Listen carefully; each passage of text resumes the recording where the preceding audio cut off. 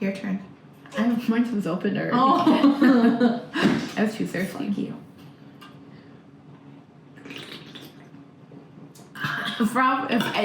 Say we had like a following, they would say, "Why the fuck do they slurp their coffee?" We both. I don't have my ring on today. So we're trying out new mics. If the audio is bad, We'll go back to our old one. But it's gonna be bad for the next month. Yeah. Because we're recording A bunch.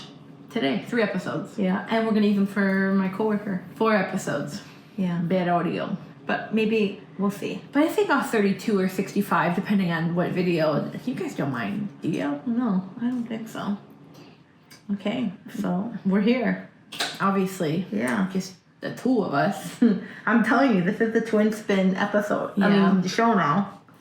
If you like twins and you care about what it's like being a twin, watch us.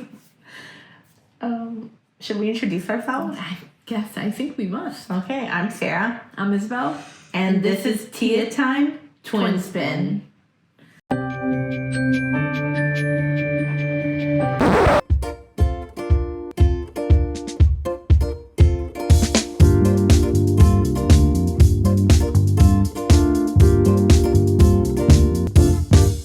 And for those of you who are watching, we're drinking coffee because Isabel came really tired today. You see, the problem is, I'll tell you what the problem is. My wife stood up like after 2, editing an application for my niece who's not here. And so I was up too, and I get up at 6 today. And so I'm dead. I'm tired. Do you know what that reminded me of? Mm-hmm. And sometimes I wonder why he talks like this. I wonder if it's for the camera. You guys love him. Joey Grothe. Oh, I don't know. He goes in the camera. He's like, I'm tired. And yeah, I've seen him. You seen that one? Yeah. He goes. He's beautiful, but yeah. Still, I wonder, is that for the camera? Or is that it probably makes of both. I feel like we do a little bit of us. That's true. Yeah. So, how was your week? It was good. You took me to the oncologist Monday. Oh, yeah. Okay. I was like, have I seen you? Yeah, I saw you Monday. Sarah takes me to my oncologist appointments because we've been having an ongoing issue with how my medication affects my liver, and right now it's causing damage. And so we're taking a pause on the medicine until we come back from our vacation. Yeah. It's okay. It's not medication she necessarily needs. It's just like an insurance policy, just like to better my cheek. That's how. Okay, so we're like monkeys. We'll keep picking each other. You're gonna see me go. Okay, please, if you're watching, no. If you're just listening, we're twins. So sometimes we'll be talking and I'll notice like a fuzzy in her hair or on her little cheek and her little mustache, and I'll go take it off, and she does it to me. It's the closest most people don't understand. Yeah. It's like we're closer than regular. Like, wait, oh yeah, can't be loud. When we laugh, let's cover the mics. So we're close. I was gonna say we're closer than regular siblings, or than most siblings. So yeah, we're going to that's the both, I guess, like life after cancer update. Survivorship. It's a blessing, but there's like a lot of little things. Yeah. A silver lining, she won't phone Asha's on vacation. That is a silver lining. Because we leave in less than a week. We leave in 6 days. 6 days, yeah. Oh my gosh, are you so excited? Yeah, about my baggy jeans. I'm super excited. It's gonna be hot there. Yeah, Can you pull up the weather? Mom's telling me it's gonna be cold and shit, and I'm like. So for those of you who don't know, we're going to Maine. We're going to stay in Ogunquit. So actually, when this episode comes out, we will most likely be in Boston exploring because. Well, right now it is 76 where we're at. What app do you have? Weather. Oh, and it's 56 in Ogunquit. Where we're going. What is? Will we get there on the 21st? Yeah. So it's like highs in the mid to low. Chilly. 60s. So we will be wearing jeans. I misspoke. Well, I typically wear, because I hot flash so easily, And so I typically wear shorts in cooler weather now, anyways. Yeah. But it's a family vacation. Last year we did Nolans. We did a girls' trip. And this year we decided to do something family. The moms are coming. Isabel's wife's coming because they didn't divorce. So I was single. Yeah. I was single on my last one. Yeah. So we're all going to Portland. It'll be fun. We're going on a boat. I'm on a boat. I'm just excited to see like a little town and to get coffee and muffin. I love I'm gonna muffin. eat. I'm gonna eat like crazy. Me too. It's crazy because you probably can't tell if you watch, but I can tell in how my clothes fit. I've lost some weight and I'm gonna come back like. But not even. We're gonna be walking a ton too. So this week's episode, I guess, is about. We're doing a book talk, a book club, if you will. We wanted to talk about something that Isabel doesn't really know. Yeah, or like partake in. Yeah. So. And we did our last few Twin Spin episodes have been so serious and so like twin focused. Yeah. There's a lot we can talk about as being twins. But yeah, we just decided, especially because we're popping out 3, let's talk about something that's fresh in our minds, or fresher in my mind. Because when I'm at work, I catalog, so I listen to audiobooks, which we talked about last week. We do the dramatized audio. Yeah. And is it called dramatized audio or graphic audio? Graphic audio. It is called graphic. Okay, that's what I thought. So fuck me, it's called graphic audio. Wait, we were saying stupid shit last week. We said dramatized audio. It's a movie in your mind. Yeah, that's how they describe it. But you said on the video last week you want a movie in your head. Did I? Yeah, I thought it was funny because it doesn't even like go. A movie in your head. No, or you said brain. A movie in your brain. No, I did. I hope I did. I hope you didn't either. But you said something along those lines and made me laugh. You're to say. But yeah, no. So I went through those puppies quick. She did. Right now I have 30 minutes left of the 3rd book in the series. Which is of Wings in Ruin. Yeah. Okay. Like the pinkish cover. I don't know what the covers look like. It is. The little audio. Yeah. I just try to exit out because I don't want people to walk in my big screen. I'm like, wait, and you hear Tamlin. Wait, I hope not an Apple.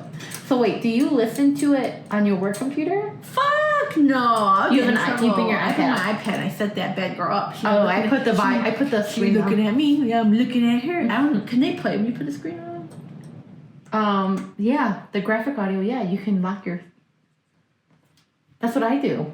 I'm like with my fucking. I have an Ode Pro and it's like big as shit. And if someone comes to talk to me, I pause it and they see my book and I'm like. Yeah, you should be able to hit pause and play on your lock screen. You gotta show me when you're off. Yeah, I'm gonna show her. Yeah, but anyway, this first episode is about we're gonna have a book club discussion. She read them all. I read all of them up to Silver Flames. Obviously, this is culturally relevant right now because. Is it? Yeah, because the 2 new books came out. Yeah, because the author just announced. What was her name? Sarah J. Maas. There's a Rebecca Maas. Don't say that name. I think I went to high school with. Oh, Rebecca, Miss Maas. Do you remember us? So you and a pen. Remember you almost ruined my sweater. So, she just announced there's going to be books 6 and 7, which if you've read these books or you've read up to Silver Flame, some may even argue after Wings and Ruin, what's the point? That's where I'm at. Yeah. I'm at the end of this and I'm thinking, how can more happen? There's the whole big center plot line is the only unanswered question is who is Moore with, who is Elaine with, who is Nest. Obviously Nesta's going to be with Cassian. So wait, hang on. Before we jump into this, because I could see you're ready to row. We are going to put you're going to put, because you're what the fit? Producer, editor, you're all of it. We're going to put a disclaimer up here. If you have not read A Court of Thorns and Roses and you want to read it, you are planning to do the graphic audio. Go do it. Yeah, and you don't want any spoilers, stop this video right now. Go listen to it. You're going to be just like this chump and you're going to fly through it. and then come back and check out our audio, our recording. But I'll give you see how baggy his jeans are, or her jeans are? That's how mine are. Okay. So let me give you some advice. Reach out to your local libraries. They offer so many audiobooks. All of these, I don't know how much all of these cost, but I just, like, especially for audiobooks, I just listen to it once and I say, click, quote, return. Yeah. I didn't have to pay for it. Yeah. So do that. Utilize your Local library. Yeah. But she flew through them. I flew through them when I listened to them. And yeah, that was my stomach. I'm hungry. And if you haven't read them yet and you don't care about spoilers and you want to listen before you read, do that. But without further ado, I think we're gonna jump into this. You looking out a window is horrible because you're so easily distracted. I'm gonna have to pull the curtain. What's happening? So out stop. there? Look, Okay. Camera at me. So we're jumping into this. This is all about A Court of Thorns and Roses, and we can have discussions like after because you're almost done with the third book. I want to give you my 2 cents too. Yeah. So with A Court of Thorns and Roses, I haven't read this book in maybe like a year, 2 years. I thought they were newer because I remember everyone posting like, A Court of Thorns and Roses. Like it was like a hot ticket for a minute. They came out in like 16 or 17. Yeah. And I was like, whoa. They've been around for a bit. I still like Throne of Glass more. Yeah, which I have questions for you about that. But I haven't read these books in a while, and I wanted to familiarize myself with them again. So I discovered this really great YouTuber name, or her handle is Carrie Can Read. That's her name. Her name is Carrie Can Read. Hey, Miss Can Read. So she does these like thorough breakdown of book plots like this, so you don't have to read, like she'll say, oh, the full plot line of ACOTAR, so you don't have to read 500 pages.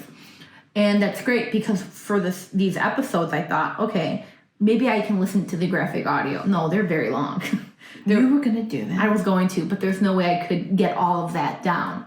So I watched some recap videos on YouTube and they were like 2 minutes, and I'm like, I know for a fact there's a lot that goes on in this book. They were just giving There's you no skinny. way it's condensed in 2 minutes. So I think this video was like 2 hours, 2 or 3 hours that I listened to for A Court of Thorns and Roses plot. And it was really good. It was very thorough. And I'm ready to jump into that then because thanks to her plotline summary, I feel like I can get into it. Okay, so my first question is, I printed out some questions at work. Farah is illiterate, grieving and holding her entire family together. Well, hang on, let's pause for a second. For those of you who haven't read the book, essentially the basis of this book is Beauty and the Beast, if you will. The first one's Beauty and the Beast. So there's this girl, and actually she used a lot of these fairy tales to write this book. There's another like fairy tale along with Beauty and the Beast called The Story of Tam Lin. And what is that? Yeah, they're like these fairy tales that go into this book, but it starts off, our protagonist main character is Farah Archeron, because she has some hateful little bitch hunting for her family. But what I forgot, and I didn't realize this, hateful, yes, because I completely forgot throughout this series, she's the youngest. So first it's Nesta, then Elaine, those are her sisters, and then Farah. And they live in poverty. They're impoverished because their dad made bad choices, gambling, shit like that. Their mom died, so they're on their own. And on the mom's deathbed, she made Farah promise her, which is the equivalent of like signing your life over like a contract. Like your promise is everything, your word is everything.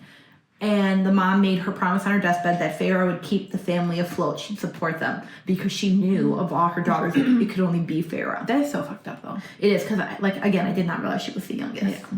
They take care, they, like, safeguard Elaine, but I'm like, what is special about Elaine that she's beautiful and sweet and innocent, and then safeguard me? Come on. She's older. Like, what is happening here?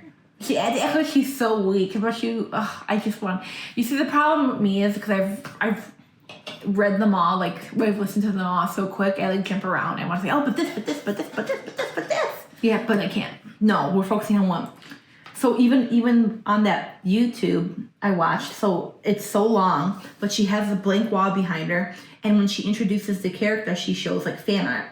But No, every time when I read about a character, I kind of gotta know what they look like. And for these fucking horny fantasy novels, people do a lot of fan art. yes, but it helps, right? Yeah, it helps a lot. I'm like, ooh, what does Tamlin look like? What about Racian? What about Hooch? So I looked up these characters, and it had like the same artwork through the whole thing. And I'm like, where are they getting this artwork from? It's from the official Miss Maas did a coloring book.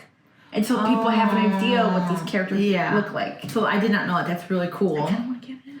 But what she did is she didn't show pictures of Nesta or Elaine because spoilers. So she did like Mean Girls, like Regina George and then Karen. And it just really helps visualize the story. But that's the gist of it. Farrah's supporting them all.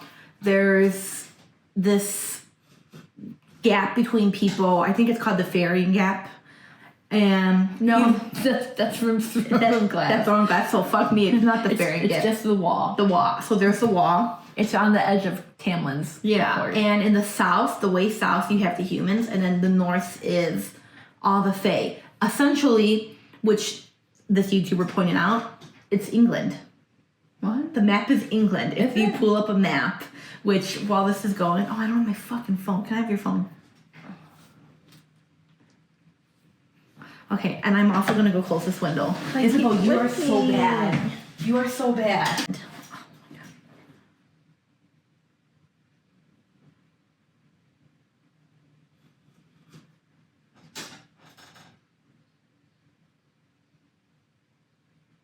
Oh shit. That's Ireland. England. Wow. That's exactly that's what she used. That's to split. diabolical. Yeah, and so the humans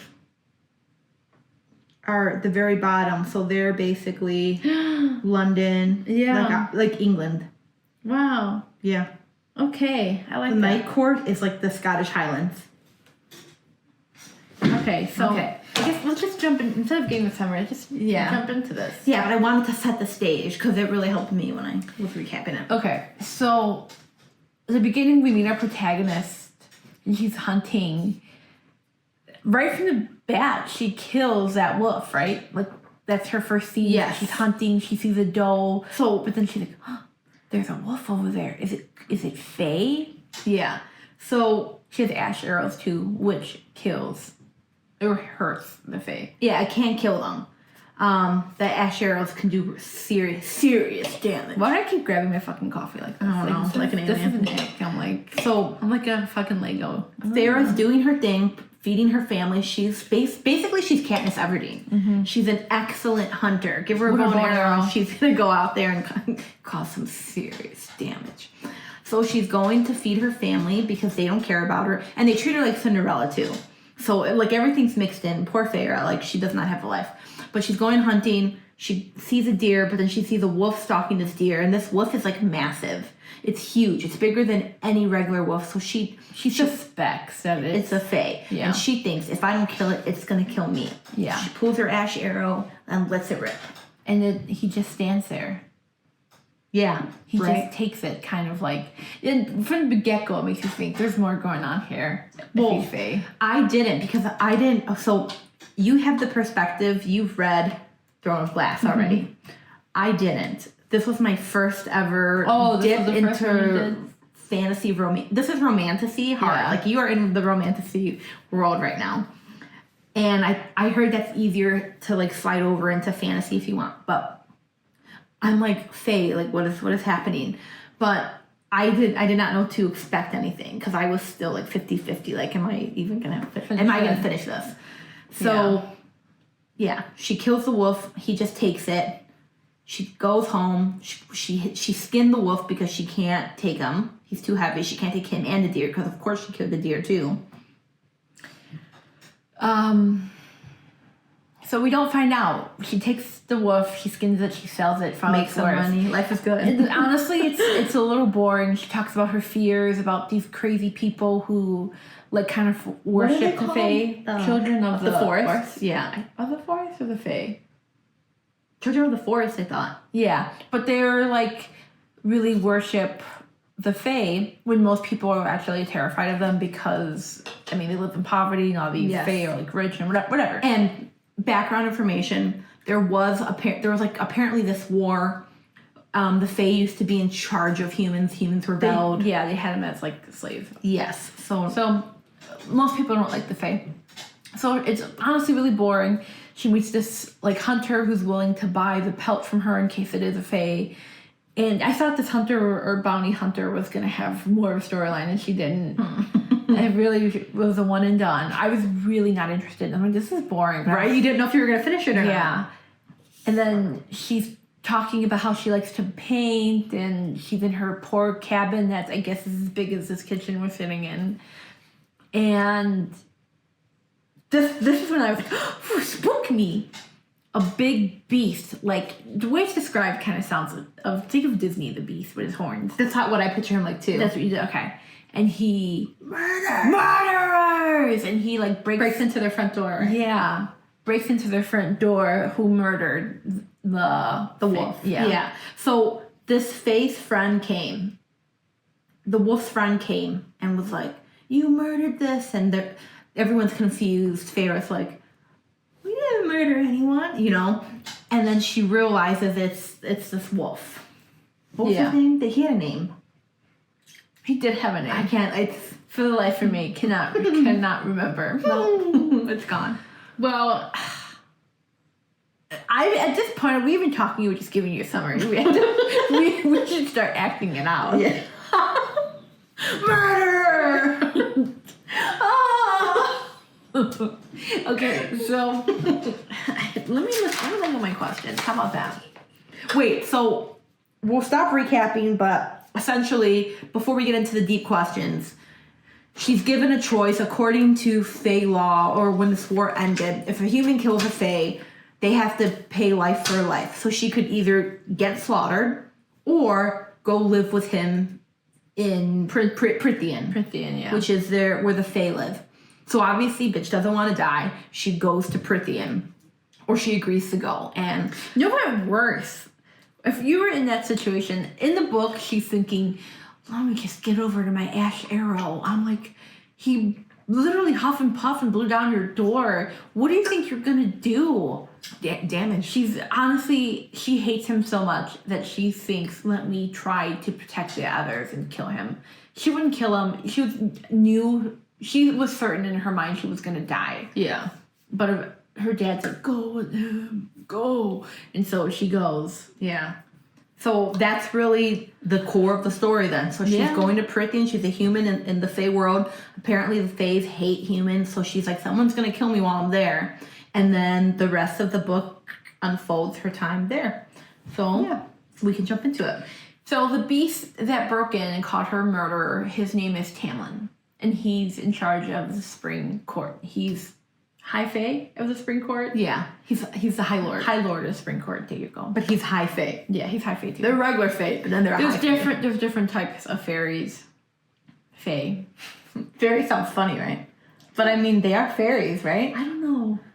Okay. When I catalog, they're Fae and fairy, they're used separately. Oh, then maybe Fae's different. Maybe like fairies?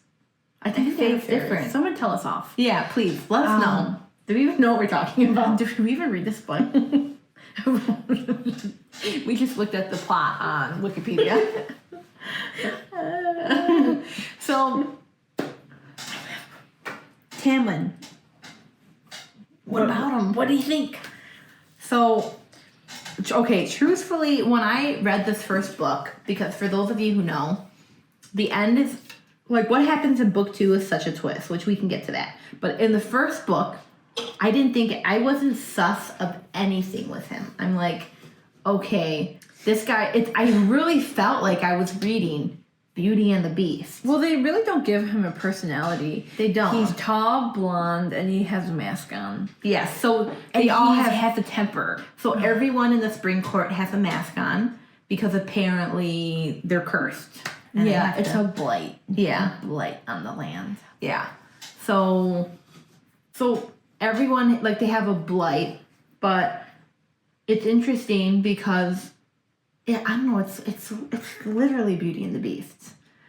Yeah, in Beauty and the Beast, how he's just like fucking crabby the whole time and snapping like, you don't go on that side of the castle, whatever. You're going to the West Wing. Oh, that's exactly what he says. Yeah. But there's no Mrs. Potts. Instead we get Lucian. No, instead of Mrs. Potts, you get Oh shit, we do get Alice. somebody. We get Alice. Alice is like her lady in waiting. Yeah, who does her makeup and not makeup, but hair. They did not You get your mention makeup They did not mention makeup in this book at all. I just put it out of my ass. She does her. I'll say it again. She does her clothes and whatever. Same shit. Yeah. But it's like pretty desolate. And then she meets Lucian, who honestly, I thought, as we're talking about this, I'm assuming you've read this book if you're watching. Lucian is this sentry or character who, he works for Tamlin. But he has a mad eye, moody eye. He does, but the way, what doesn't help in the graphic audio, every time they talk about, because his eye was taken out by the villain of this book. Like tortured, taken out, and they put in a mechanical eye. He can see. It's not like he just has a mechanical eye. He can see, but every time they describe his eye just moving around, you would think it's like wild. Like it's like Mad Eye Moody. Like yeah, but it sounds like mechanical when it moves. But then you look up the drawing of him, and it's like it makes sense, but like yeah. But he's one of the nicer characters. And he has more of a personality. Honestly, when I was reading this, because I went into it knowing it's like a spicy book, I really thought she was going to fall for Lucian. Really? Yeah. I knew right from the get-go it was going to be Tamlin. Why? Because he was so standoffish and Lucian kind of like forced him like, I don't know. They were obviously hiding something secret. Okay, for those of you who read the book, doesn't all of Lucian's conversations, like when Feyre hears him talking and stuff, sounds like Lucian is pushing Tamlin, make an effort with her. That does, yeah. But I thought maybe she would still get feelings for Lucian because he was there with her more. Yeah. Well, now we know who you would be with. Just give me attention. I'm gonna like. So. I don't remember the sex scenes, and then in that recap, she does not. It's not a lot in the first book. I think there's one. Do they have sex when they go in the river and like that water, or no?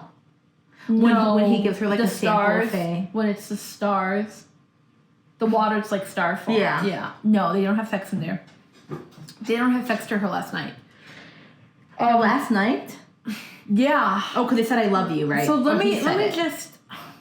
me just jump ahead.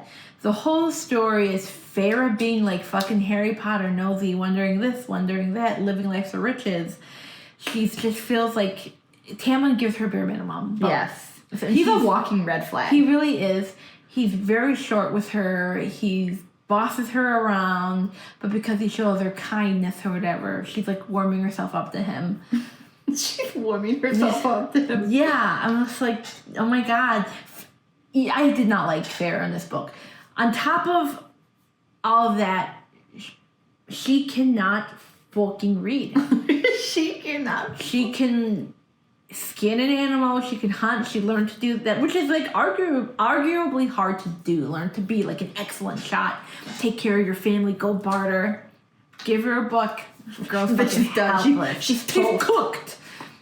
And then they're talking about, she can paint too, guys. She can paint really well, but she cannot read. So she's like, they have this poor, illiterate girl, 19-year-old. Oh, she's 19? She's 19. Oh, wow. I was wondering why. Sarah, why do you fucking make all your main characters really young and they're like fucking these men who are like 500 years old? Explain it to me. That's a good point. I really thought about that. Yeah, because Rowan is in Throne of Glass. Throne of Glass, Rowan is like one of the oldest ones, and his girlfriend is 19. His wife, his mate, is 19 years old. Weird. And no matter what, they're mature in the sense that they went through a lot, but they're 19-year-old girls. Yeah, you would almost argue that they're young girls who have had trauma, so they have like daddy issues. Yeah, and they're sleeping with, and I get it, these Fae warriors look like maybe mid-20s, 30s, but they've slept with probably millions of people. They say, I'm going to take you to bed. I don't like it. Okay. I was thinking about that. I can't wait for the next like episode because I want to talk to you about the second book. Yeah. Yeah. What was I saying about this one? What was my point? She can't read. She's cooked if you give her a book. But she gets horny as fuck. She can't read, but she's horny. She can't read, but she's horny. We found out, like, early on in the book, she was sleeping with some farmer that he was going to marry someone else, though. It was just, like, they could lose themselves in each other. So she wasn't a virgin. So that's good. I really thought she was going to lose her virginity to this old... To Tamlin? Yeah. So she's just, like, accepting. I mean, it makes sense. She would escape with this boy from her town and go have sex in a bar, and then here he's proposing to marry Beth or whoever later on. So she's just, like, melting her way, Tamlin. And then you find out some fairy appears, and he's like, my wings! She took my wings. You fucking knew. You knew. You fucking knew. Like wings. That scared me in the book. That scared me, too. I did not like it. Because it's screaming the so graphic much. audio, the person really, is screaming. But But you could just, they sound like they're in so much pain. You know they're going to die based on how it is. yes. Amarantha is the villain of this book. Yeah. And she took his wings, like, literally ripped them off of him. And he dies. But that moment that she had Tamlin, you could tell he was getting feelings for her. She was getting feelings for him. All these things. There's a lot of in between. There was a lot of detail in this book. A lot of her trying to, like, escape. Wait, I want to ask. What? Because you read this more recently than I did. At what point in the story does Calumet happen? Don't even get me started on Calumet. Cala-fucking-May. Calumet. So Calumet. So basically, it's a festival. It's a fuck fest. Yes, essentially, where the High Lord of the Spring Court has to, I don't know, become Pharaoh and, like, become his most animalistic self, and he has to hunt a maiden to fuck. So, he literally takes her, he hunts someone out, he takes her to the cave, and they have, like, I guess not just sex, like really aggressive sex. It's primal, apparently, according to this book. And it brings the power, the magic back into... To spring. Because think of, like, springtime, babies are born, chicks, whatever. So he has to do that. But it's not just him. As we find out, Lucian tells her, well, everyone can participate. So it's like an orgy, essentially. Yeah. I would think. So this happens, though, after he's having feelings for her, but he still goes and partakes. They're starting to, like, she's kind of, like, getting nervous by how he touches her, like, looking at his lips and stuff. So she goes, it's a big celebration. She shows up there, Lucian and Tamlin told her, no, you cannot go. But she's nosy like Harry Potter. So she's just like Harry Potter. Stay out of it. So she goes, and she's... They told you to stay inside. And she goes, and she's just like, wow. And she comes across two Fae males who are not a part of the Spring Court, and they're going to rape the shit out of her. So during this Calumet thing, people from other courts, because there are other courts, there's Court of Night, right? Night Court, there's Summer Autumn Court, Day Court. There's no Day Court. No. Yes, there is. Is there? Yeah. Well, open that map, bitch. Morning Court. Day Court. Day Court. Okay. Morning Court would have been funny, though. See? Day Court. So, other members from other courts can go. Yeah, it's like the borders are open. It's easier to go and participate. And these two Fae are, like, kind of surrounding her, where she's not going to be able to get out of it. She doesn't see Lucian. She doesn't see Tamlin. Side note, she saw Tamlin earlier in the day, and he told her to stay inside. I think it's earlier in the day. And he's walking around. He just has his pants on. He doesn't have his tunic. He's Christian Greying it. He's Christian Greying it, but it's called a bandolier when he puts his stuff on. He's going to have sex. Why the fuck did he have to put on a bandolier? He just has it across him with his blonde hair and his mask. He's walking, getting ready to go sleep or something. I just hate him. I really just dislike him. But she goes anyways. And these men are aggressive with her, basically. And then she hears We haven't read it soon. He says, there you are. there you are. Looking for you. We're searching for you. And he thanks the two guys back off right away. And this character is named Rysand. Yes. Rysand plays a very, not a small role, but he's a side character in this one, but he becomes... He's a main character. Yeah. And apparently he's, like, super gorgeous. He's, like, the complete opposite of Tamlin. He has short, dark hair. Tan skin. Yeah. So he saves her, and he kind of just, like, he's out. And Lucian's like, there you are. You don't want to be out here. And he kind of explains. Let me say, I hate the end of Calumet. I hate the end of Calumet. I fucking hate it. So Lucian, if you read it, let us know if you fucking hate it, or let us know if it made your pants wet. I don't fucking know. Some people really like that. Part of me wonders if why Sarah J. Maas is sitting there fucking writing this down. She's getting turned on. I would think. I'd imagine she was close her eyes. And it's a lot different from Throne of Glass. It's so different. But okay, well, Throne of Glass gets dirtier in later books. Yeah, I just don't. Not as dirty as this though. No, this was like insane. Essentially, she goes home and she's feeling all bad for herself. She leaves her room to go get some cookies. She's kind of jealous that Tamlin's gonna sleep with somebody, and lo and behold, she bumps into Tamlin. And he had slept with somebody, and he's like, "Where were you? I was searching." Oh yeah, he is that aggressive, right? Yeah. And then he kind of like tells her, "If I would have found you, I like." Yeah. He describes what he would do to her, and then he bites her. Then he bites her neck, which is so disgusting. But doesn't it turn her on? And she likes it, yeah. Sarah J. Maas must like that because in Throne of Glass they have the mating mark. Yeah, and they bite each other. Yeah. Fuck that. Yeah, mates are a big thing. Yeah. Which it would be a big thing in this thing. But this book, at this point, I knew this is not Beauty and the Beast. This is not Beauty and the Beast. No, it's not PG-13. So I think that was my biggest hatred of the book. The Calumet. Yeah. I hate it so much that I remember it's called Calumet. Yeah, I hate it to the max. The whole scene was just really cringy. But then at that point, I feel like everything kind of flies by. Like, it was a very quick read because you start getting into the more serious stuff. So Farah and Tamlin clearly have feelings for each other. Something happens. The same character, Rysand, comes in, finds Farah there. She gives a fake name, and then he goes home, and then he finds out that the girl from her hometown, whose name she gave, was killed. And then it's just like it goes quick. It goes quick. Tamlin decides he can't put his human hostage in danger. You know, she's been in danger the whole time, and so he sends her home. He says bye-bye. But before that, he sneaks up to her room and they have sex. Yeah, and he says he loves her, but she doesn't say it back. No. So she goes home. Yeah, and her family's like wealthy. They're all rich. They completely forgot that. And that makes her realize she loves him. Yeah, they make her like. Tamlin made everyone forget that a big monster came and took her, except Nesta. Nesta remembered because Nesta's very strong. Yeah. She realizes she loves him, and Nesta's like, "Don't come back."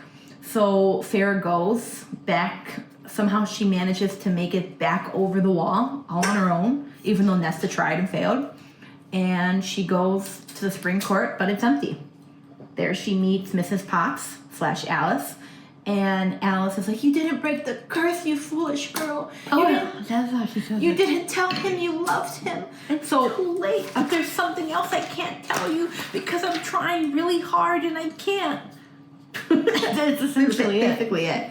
So, per this curse, Tamlin had to get a human woman to fall in love with him. Not just that, someone who hated him. Faye enough to kill one. Yeah, so that's the big thing. So essentially this giant wolf who walked over the wall, he just stood there and got killed because that was his mission. He had to get killed, and it gave Tamlin an excuse to go get her. And also, there's no rule that says a life for a life. He just used that. He basically kidnapped her. Honestly, it is kidnapping. It's kind of like he takes her away from her family. She hates him so much, and he puts her in his house and gives her. She was poor, illiterate, and he gives her. Literally, she was starving. He gives her food. He's taken care of. He's like whenever. Yeah. Like, of course he's gonna get feelings for him. It's like he kind of did like the bare minimum of kindness that, because she's never experienced stuff like this.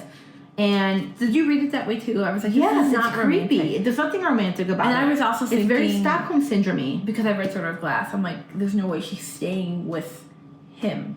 This is book 1, and I know this is a multi-book series. Yeah. So, anyways, the villain Amarantha catches her and makes her go through these like crazy. No, doesn't catch her. She goes. So Tamlin's being held in this horrible place called Highburn, right? He's not in Highburn. He's under the cave. Oh, under a cave, underground. What is it called? But where is it? It's not under the cave. It's some. She fucking walks to it. I don't know. Under the mountain. So she goes under the mountain, I suppose. I think that's really how they refer to it. Yeah. And it's there that she has to go through these trials. She either has to solve a riddle, but as we've said, she's illiterate, so riddles just don't come easy to her. Did you know the answer to the riddle? No. I didn't either. I didn't know. I'm not a riddle person, though. My question was like,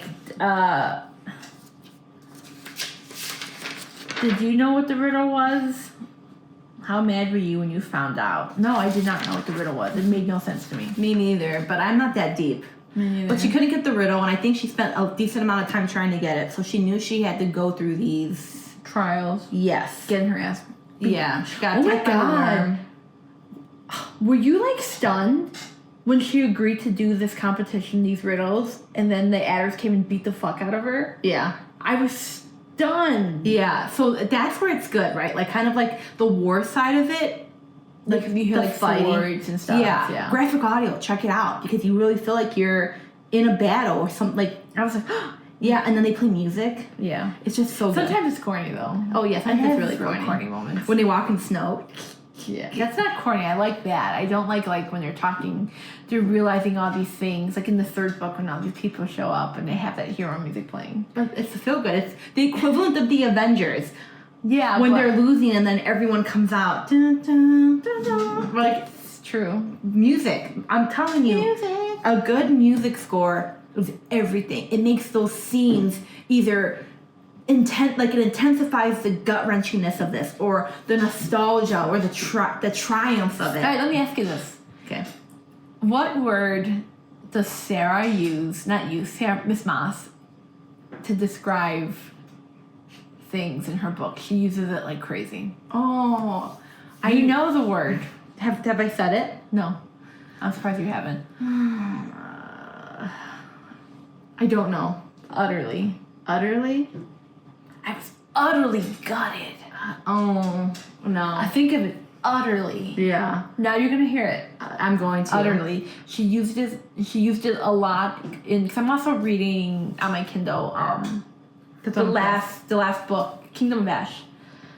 And I listen to the graphic audio. I'm like, utterly. She uses it like crazy. Or another thing she says, a a vulgar gesture.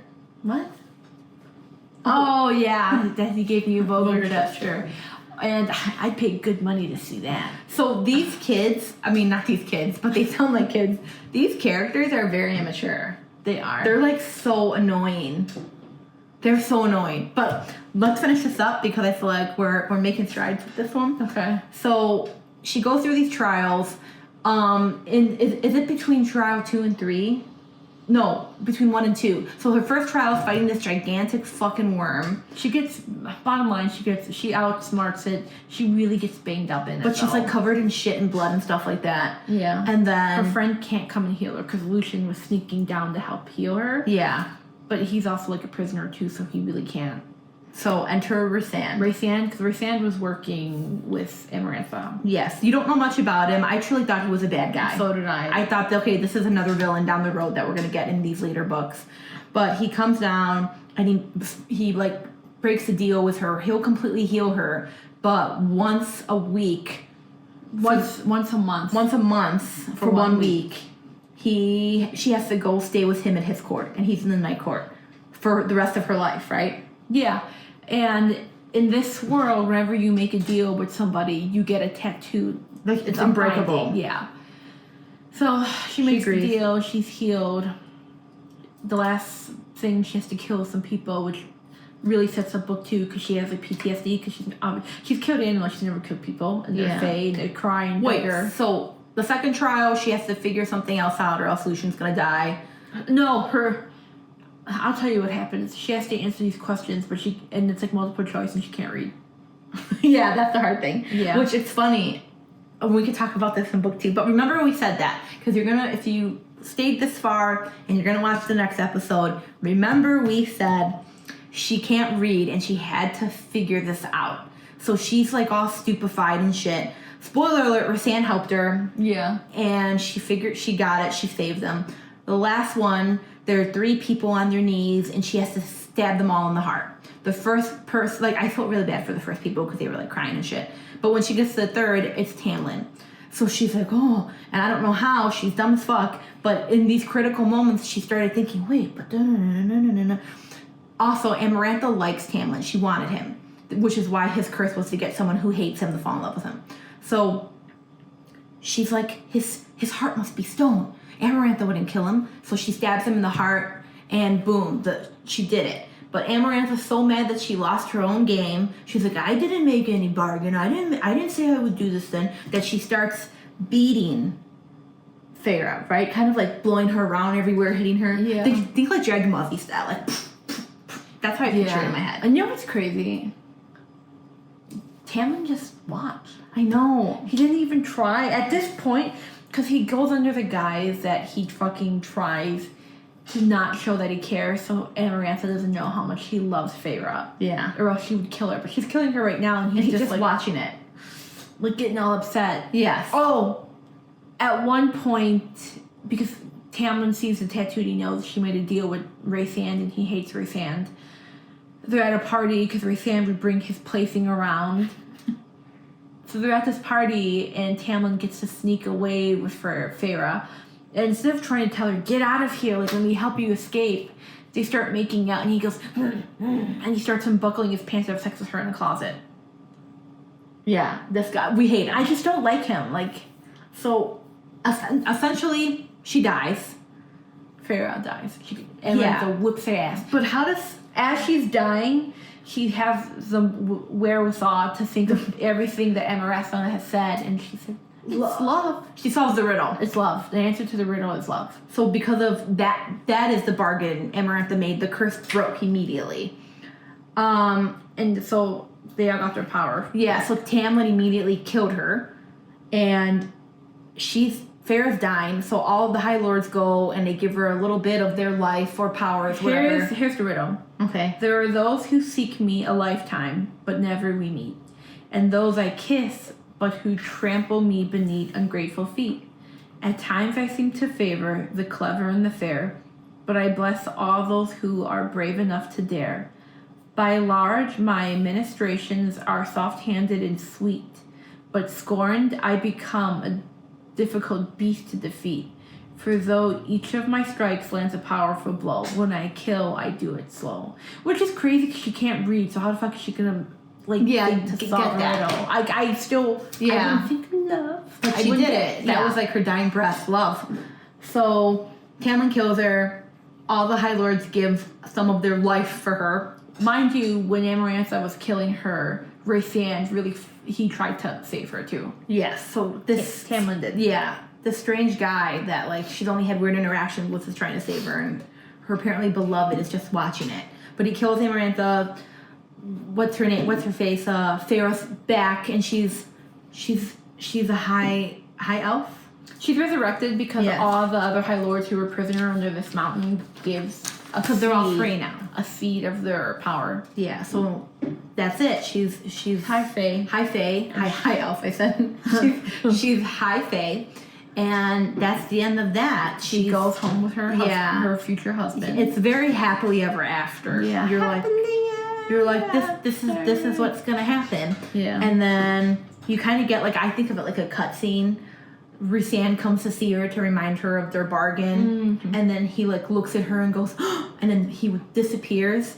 So it ends on, like, a cliffhanger, and then she's back at the Spring Court. She's gonna live happily ever after with creepy Tamlin, and that's that. That's how the book ends, right? That's it. That's it. That's Beauty and the Beast with smut. And it was interesting. Obviously, we finished it, and we came back for more. It's not my favorite book, Honestly, it's not mine either. but it's not the worst. It's not. There are some real interesting things. What I didn't like is that we had this villain, Amarantha, and I thought, oh, are they just like kind of... Because we had Maeve in Throne of Glass, but we had like two villains at the same time the whole time. I feel like in this series, we have this one major issue in this book, another issue in this one. Now we're at war in this. It was... So what I liked about this, and ACOTAR was my first romantasy, is it kind of sets the stage for more. It explains that, you understand that there's this issue. There are these people on this side that are trapped. There are these people here. But it slowly introduces you to that, which I really appreciate. Sometimes, especially when you get more into like thick fantasy books, it's everything all at once, and it's a whole world. It's gigantic. And I think Sarah J. Maas did a good job of slowly introducing you to it. She did it in Throne of Glass. The first book is very simple. You think it's going to be simple, but there are so many like politics, and to build a whole world, it's insane. So I will give her that. I don't like her smut scenes, but I will give her that. I think that she did a good job with that. Yeah. But thanks for hanging out. We gave you a recap of the book. That's essentially what we did. Our intention was going in this like a book club, but we didn't even. We got excited. I'll tell you the problem is. The problem is we don't know how much you read, so we felt like we had to explain it to you. Next time probably won't be like that. No, but we're gonna talk about book 2. What is that one called? A Court of Mist and Fury. Yeah. So hopefully we'll treat it more book clubby, but we recapped it. We shared our qualms. And thanks for watching. Let us know if you want more videos like this. We're trying to appeal to a wider audience. Yeah, and please get it okay with just the two of us, because not everyone's a twin, so we can't be like, are your twins giving you trouble? You know what I mean? Like, we don't know. We're just two stupid sisters. Do you remember that ice cream place called Two Sisters? Yeah. Okay. You remember that, right? Yeah. I think it was frozen custard. It was custard. We only had it. No, we had it one time. Once. Yeah. It was greasy. Yeah. Well, thank you for watching. You want to plug us? Because I can't. Oh. I mean, I can. I just don't know it. I can't plug it. Please follow us at Tea Time Podcast, no spaces, on YouTube, Spotify, Apple Podcasts, wherever you get your podcasts.